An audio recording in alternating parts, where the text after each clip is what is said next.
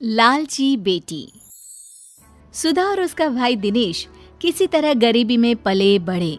दिनेश बड़ा होकर छोटा मोटा काम करता और अपना घर चलाता। बेटा दिनेश, किसी तरह अपनी बहन की शादी करवा दे। बड़ी हो गई है लेकिन अभी तक घर पर बैठी है। ठीक है माँ, मैं कोई लड़का देखता हूँ। थोड़े दिनों में दिनेश को एक लड़का मिलता है जो बहुत बड़े बंगले में ड्राइवर का काम करता था। माँ, एक अच्छा लड़का मिला है। वो पास के बड़े बंगले में ड्राइवर है, खूब अच्छी गाड़ी चलाता है। वो सुधा को खूब खुश रखेगा। अरे वाह भैया, फिर तो वो मुझे 4 चक्के में घुमाएगा भी। हाँ, क्यों नहीं घुमाएगा, जरूर घुमाएगा। अरे बेटा तू चल, उन लोगों के घर हम लोग जाकर बात कराते हैं। दिनेश और माँ सुरेश के घर जाते हैं। वहाँ उन लोगों की खूब आवभगत होती है। हम लोगों ने तो दिनेश को देखकर ही सोच लिया था, जिसका भाई इतना संस्कारी और सभ्य है तो बहन कैसी होगी। लेकिन फिर भी एक बार सुधा से मिल लेते हैं। हाँ, अब तो बस शादी के बाद यही मिलना होगा, है ना? आप लोगों की कोई मांग हो दहेज के लिए तो? अरे नहीं दिनेश जी, मैं तो खुद मेहनत करके एक एक चीज घर की बना रहा हूँ। बस घर में शांति रहे, यही मैं चाहता हूँ। दिनेश और माँ बहुत खुश होकर घर आ जाते हैं। अरे सुधा, तेरी तो किस्मत ही खुल गई है। क्या लड़का है। माँ भी उसकी बहुत अच्छी है। कितने सीधे लोग हैं। माँ, घर में क्या क्या था? कितना बड़ा घर था, रंगीन टीवी थी ना, और लड़की की माँ ज्यादा चपर चपर तो नहीं कर रही थी ना? नहीं सुधा, ये सब तो नहीं था, लेकिन लड़के ने वादा किया था कि वो मेहनत करके सब कुछ घर में ले लेगा। बस उसे एक अच्छी लड़की चाहिए जो घर में शांति रखे।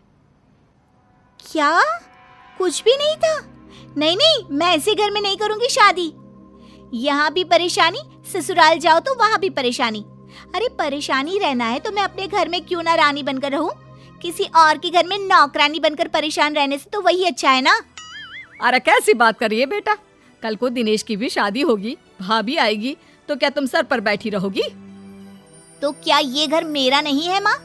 और कल को किसी और को आना है तो इस चक्कर में मैं कहीं भी चली जाऊं?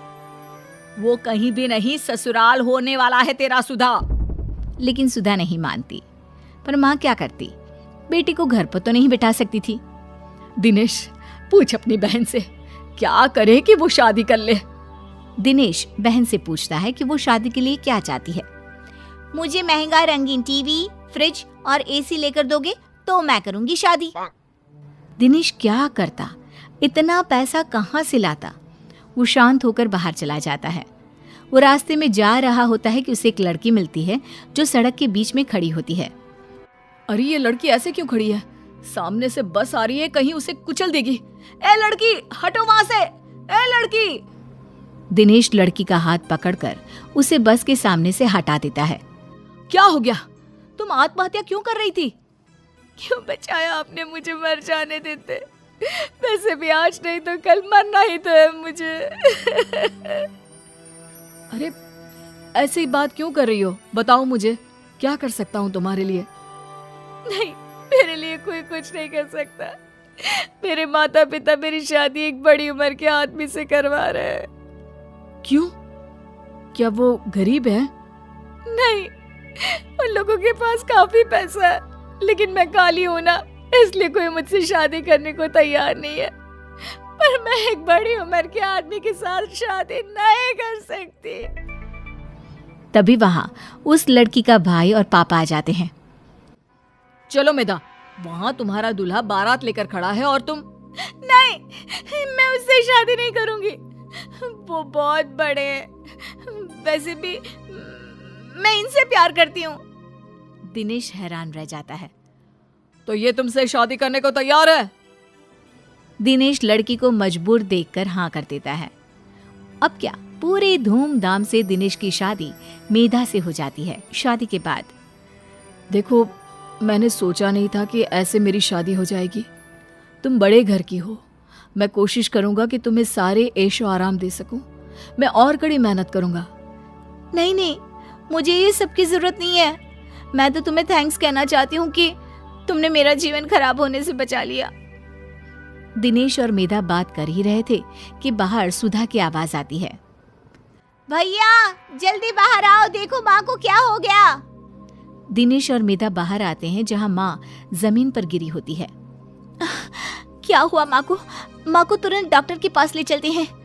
दोनों माँ को लेकर डॉक्टर के पास जाते हैं जहां डॉक्टर कहते हैं, अरे इन्होंने तो बहुत सारा टेंशन लेकर रखा है। दिमाग सारा दिन चलता रहता है शायद इनका। ज्यादा सोचने से इन्हें चक्कर आ गए हैं और ये गिर गई। क्यों बहन जी, क्या चिंता है आपकी? मेधा को लगता है कि सास उसके कारण परेशान है, तभी सास कहती है, अरे मेरी बेटी बड़ी हो रही है, लेकिन उसकी लालच के कारण वो अभी तक घर में बैठी है। अच्छे अच्छे रिश्तों को मना कर रही है। अब जो हैसियत हम लोगों की है उतना ही तो कर पाएंगे ना। ये तो देखिए आपके घर का मामला है, लेकिन ज्यादा सोचने से तबीयत खराब हो सकती है। सभी घर आ जाते हैं। दिनेश, क्या बात है? तुम्हारी बहन शादी क्यों नहीं कर रही? तुम तो जानती हो मेधा, मैं एक छोटी सी नौकरी करने वाला इंसान हूँ। थोड़ा बहुत जो मिलता है उससे घर खर्चा चलता है। थोड़े मेहमानों को बुलाकर खाना खिलाकर बहन को विदा कर दूं, यही बहुत है।